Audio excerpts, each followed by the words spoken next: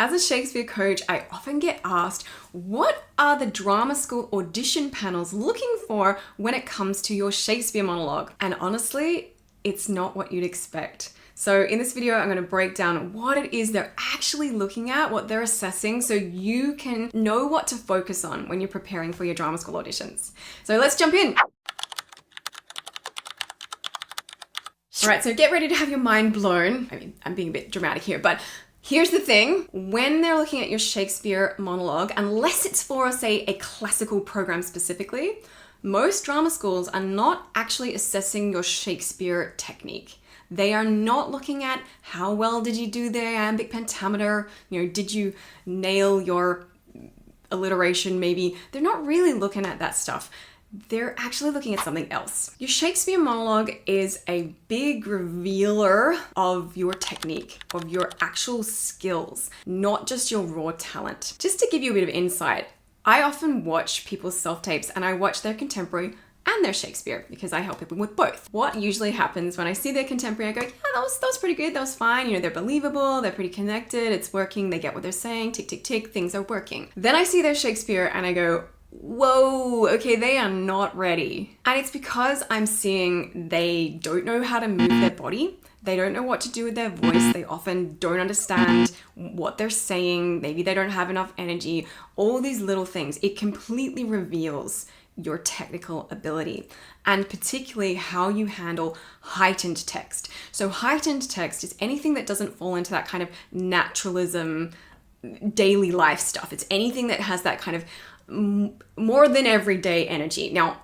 I would love you to learn more about this because it actually really helps so you know what to work on. So I have another video on that I'll link. I kind of want to see what you do when it's not just everyday naturalism because that stuff is kind of easy, really. Sorry. Shakespeare requires technique. Any classical material, any heightened material requires technique. It requires knowing what your body is doing, knowing how to control your body and your voice. It requires that you know how to analyze a script and do something with it. All of that stuff is revealed when you do Shakespeare. So how do you know what to focus on so you can actually be good at that stuff? Right, I'm going to tell you, I'm going to start with some bigger picture information so you get what you're actually trying to do. And then I'm going to give you some practical tips and guidance so you can put it into place and have some quick wins. Okay, so stick with me through this next bit so I can give you those quick wins. I've also made you a little guide with a little checklist to help you through this process because it is kind of a lot of the time. It is a lot, okay? So first step, make it through the video, watch some of my other recommended videos, and then check out the guide as well. That's going to help you. The thing that you need to understand is that pretty much all of modern acting is based on the idea of playing it small.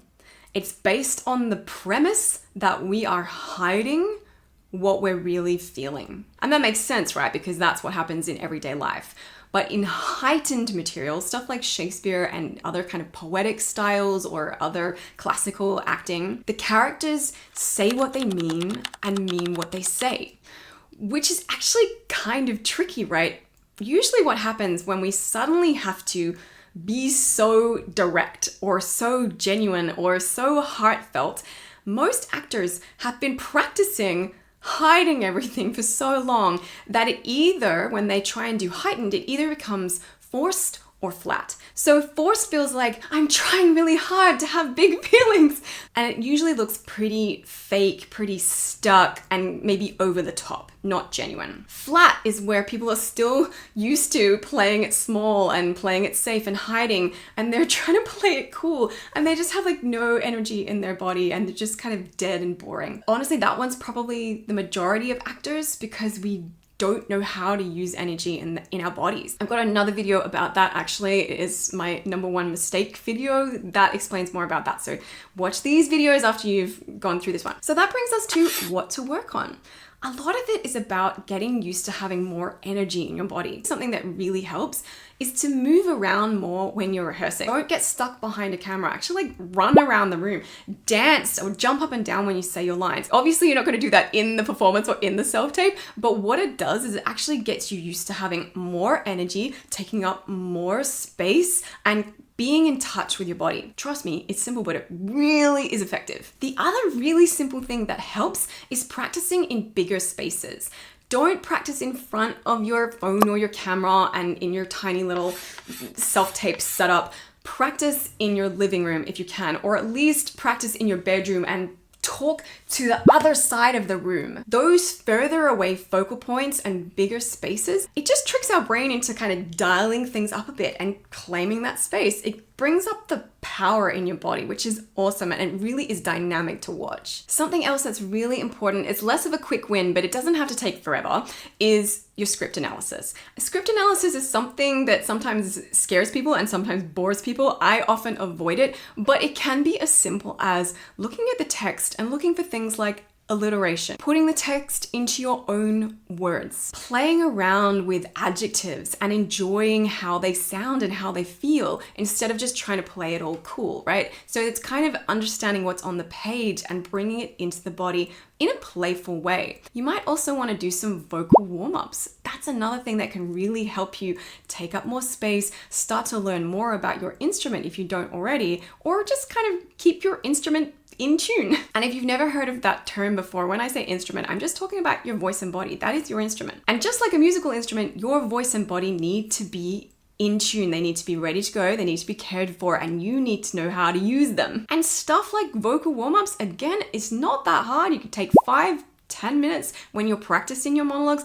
It makes a huge difference. And finally, you need to stop relying on instinct and make sure you are nurturing your technique. It's not all about just having feelings. That is a very, very small part of what we're doing as actors. And that's what we see when it comes to Shakespeare, is what can you do apart from just having a feeling? That is level one. That's not enough just to present, here are my feelings, right? You need to have gone further. You need to have made choices. You need to be interesting. You need to be dynamic. And all of that stuff requires that you have some understanding of what to do with this monologue when you get it. What's your process? So that might mean you need to take a class or go and get some help.